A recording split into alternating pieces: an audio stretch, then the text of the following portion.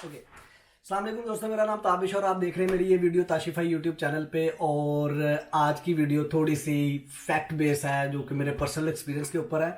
और इसमें मैं आपको ये बताने वाला हूँ कि स्वीडिश सोसाइटी के अंदर स्वीडिश लोगों के साथ जब आप इंटरेक्ट करते हैं तो क्या चीज़ें आपको ख्याल रखनी चाहिए और क्या चीज़ें आपको शायद सरप्राइज़ करें और क्या चीज़ें किन चीज़ों का पता होना चाहिए। तो ये कोई मैंने स्ट्रक्चर नहीं की video, like I will share my personal experience with you. अच्छा उससे पहले टॉपिक के अंदर जाने से पहले जिनको नहीं पता उनके लिए बड़ा क्विकली, मैं पिछले कोई 12 साल से स्वीडन में रह रहा हूँ और आजकल मैं स्वीडन के बारे में बहुत सारी इंफॉर्मेटिव वीडियोस पोस्ट कर रहा हूँ। तो अगर आपने मेरा चैनल अभी तक नहीं देखा तो जाकर देखें, मैंने अपनी पिछली वीडियोस के जो लिंक्स हैं इस वीडियो की डिस्क्रिप्शन में भी डाल दिए हैं। और मेरे चैनल में प्लेलिस्ट है लाइफ इन स्वीडन के बारे में, लाइफ इन स्वीडन के नाम से, तो उसको जाकर देखें, आपको शायद काफ़ी इंफॉर्मेटिव वीडियोज़ लगें। अच्छा, एक तो चीज़ ये है कि जी जहाँ पे स्वीडन में जब आप घरों में एंटर होते हैं तो आप अपने जूते शुरू में उतार देते हैं। आप अपने जूते पूरे घर में लेके नहीं फिरते। तो किसी भी मैंने आज तक स्वीडिश ऐसे घर को विजिट नहीं किया जिसमें आप जूते लेके घर लिविंग रूम तक चले जाएं या किचन तक चले जाएं।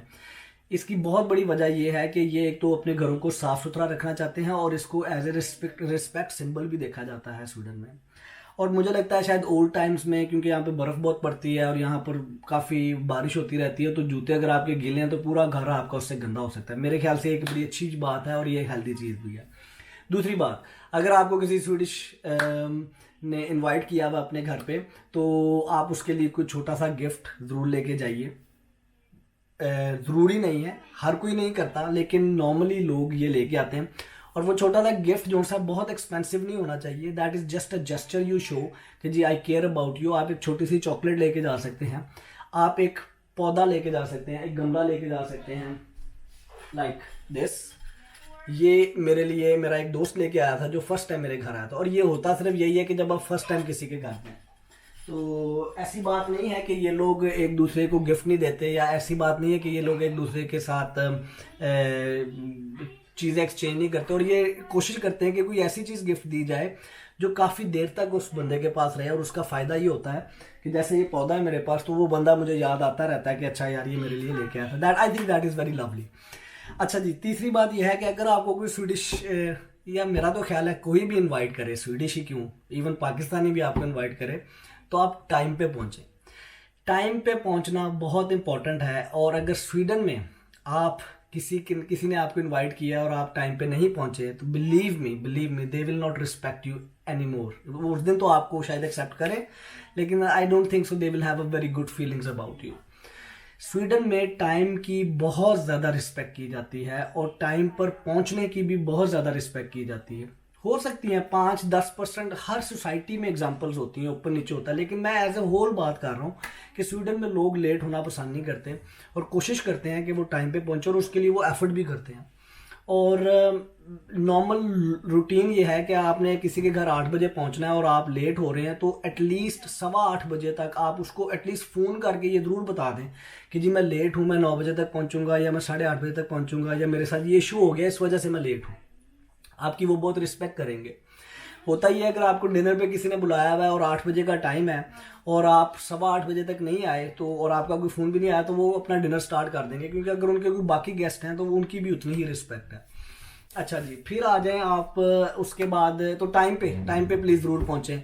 मैं हमेशा सारों को ये कहता हूँ कि आपकी, अगर हम पाकिस्तानी, हम लोग एक दूसरे के लिए बड़े रिलैक्स हैं और मेरा ये ख्याल है कि ये एक रिस्पेक्ट जेस्चर होना चाहिए एक दूसरे के लिए कि हम एक दूसरे की रिस्पेक्ट करें। अगर मैं किसी पाकिस्तानी के घर जा रहा हूँ तो हम रिलैक्स हो जाते हैं कि जी वो एक घंटा लेट भी चले जाएंगे। एटलीस्ट मैं आपको अपना पर्सनल बता देता हूँ कि मुझे लेट होना पसंद नहीं है, मैं हमेशा टाइम पे पहुँचता हूँ। मेरे अगर कुछ दोस्त ये वीडियो देख रहे हैं तो वो शायद इस चीज़ को इंडोर्स भी कर दें। और मेरी कोशिश ये होती है कि मैं टाइम पे पहुँचूँ, लेकिन इमरजेंसी हो सकती है हर किसी के साथ, आप लेट हो सकते हैं, तो एटलीस्ट फ़ोन करके अगले बंदे को इन्फॉर्म जरूर करें। घंटा 2-2 घंटे late, it's not acceptable in this society. और मैं हमेशा ये कहता हूँ कि यार आपको जब कोई फ्लाइट है आपकी जो 8 बजे चलनी है, हम पाकिस्तानी उस फ्लाइट को लेने के लिए तो पहुंच जाते हैं टाइम पे, या मीटिंग है या इंटरव्यू है, हम उस इंटरव्यू के लिए तो पहुंच जाते हैं। लेकिन हम जब पाकिस्तानी के घर में जा रहे हैं, यानी देसी के घर में जा रहा है, तो हम उस वक्त उस चीज़ को क्यों नहीं इम्प्लीमेंट करते, हम उनकी रिस्पेक्ट क्यों नहीं करते। अच्छा जी, और आगे चलते हैं जी।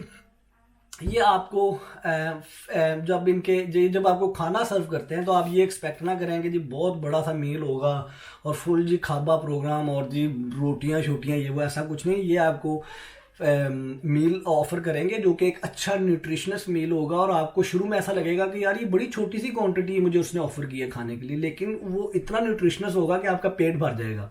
हम पाकिस्तान से या बाकी इन कंट्री से, इंडिया हो गया या इस रीजन से जो लोग आते हैं, हम अपना पेट भरते हैं रोटी से, चावल से।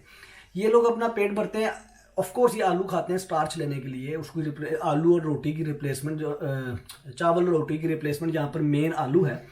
लेकिन उसके साथ अगर ब्रेड है तो वो एक स्लाइस होगा ब्रेड का, और मेन आपका या फिश होगी या जो भी आप खा रहे हैं उनके साथ बैठ के। हम क्योंकि इनका बाकी मीट नहीं खा सकते तो ज़्यादातर वो हमारे लिए फिश ही बनाते हैं।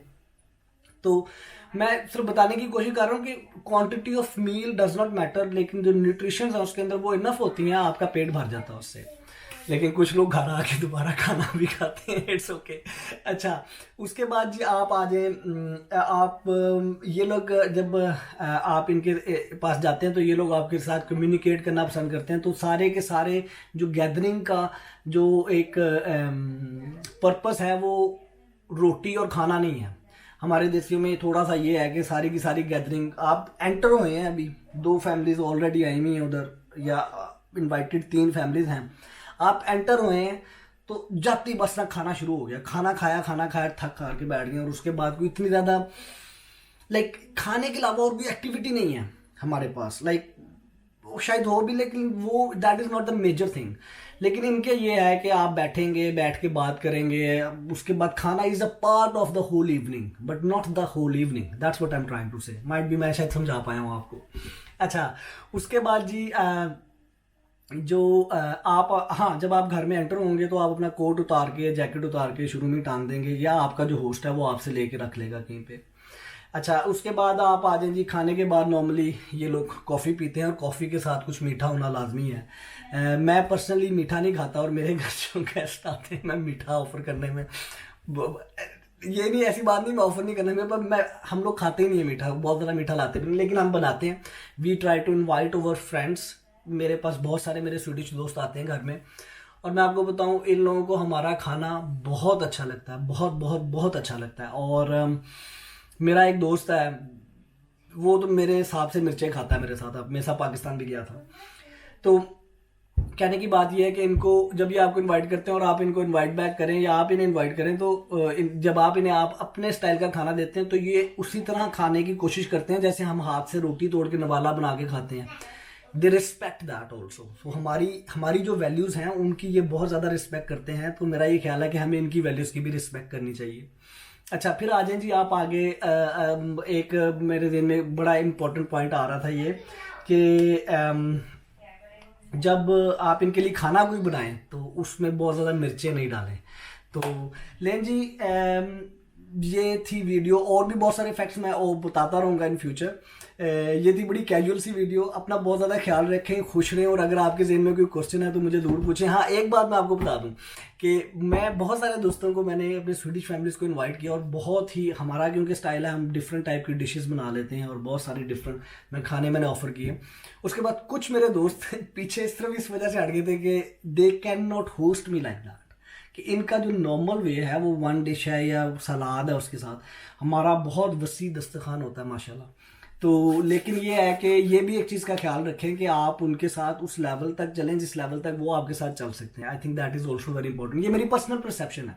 अपना बहुत ख्याल रखें, खुश रहें, और मेरे लिए दुआ कर दें, मेरे इस चैनल को ग्रो करने में मेरी हेल्प करें। जिन्होंने मेरी बाकी वीडियोज़ नहीं देखी, लिंक्स में डिस्क्रिप्शन में जाके उसके लिंक्स देखें, सब्सक्राइब करें, बेल आइकन को ज़रूर प्रेस करें। और ये है कि मैं आपको इंशाल्लाह बाहर भी लेके चलूँगा, लाइफ भी दिखाता रहूँगा स्वीडन को। और मेरे लिए दुआ कर दें। अल्लाह हाफिज़।